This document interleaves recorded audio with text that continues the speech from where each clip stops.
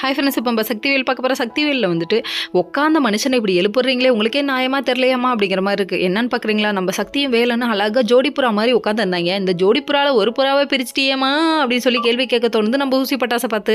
என்னன்னு கேட்குறீங்களா, அதாவது தான் பொண்ணு வருத்தமாக இருக்காளாமா, மாப்பிள்ளை வரலங்கிறதுக்காக. நீ அப்படி போய் உட்காந்தீங்கன்னா அவளுக்கு கொஞ்சம் குற்ற உணர்ச்சியாக இருக்காடா, அவர் புருஷன் வரலன்னு ஏங்க மாட்டாராமா, இதில் மட்டும்தான் உன் பிள்ளை எங்க மாமா, நீ உன் பிள்ளைய மட்டுமே யோசிக்கிறியே, அந்த பொண்ணை பற்றி யோசிக்கிறியம்மா அப்படிங்கிற மாதிரி ஆயிடுச்சு.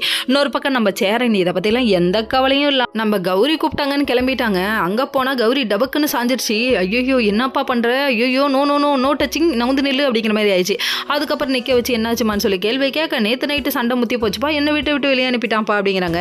என்ன பண்ணுறது, என் வீட்டில் வந்து எனக்கு முன்னாடி பேசி என் பேரில் தப்பாக மாற்றிட்டான் அப்படின்றாங்க. பொண்ணுங்களோட லைஃபே இப்படி தானே, பிறந்த வீட்டில் நடக்கிறத புகுந்த வீட்டில் சொல்ல முடியல, புகுந்த வீட்டில் நடக்கிறத பிறந்த வீட்டில் சொல்ல முடியல, என்னடா அது வாழ்க்கை அப்படிங்கிற மாதிரி ஆயிடுச்சு.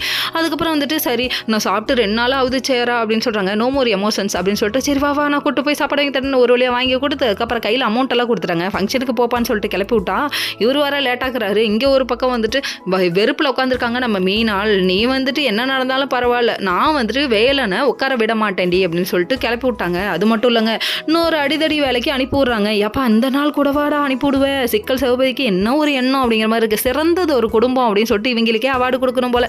நம்ம சக்தியோட முகத்தை பார்க்கணும், பியூஸ் போன பல்பு மாதிரி இருக்குது. விடுங்க, கவலைப்படாதீங்க, எல்லாம் நல்லதுக்கே நினச்சிக்கோங்க. ஓகே.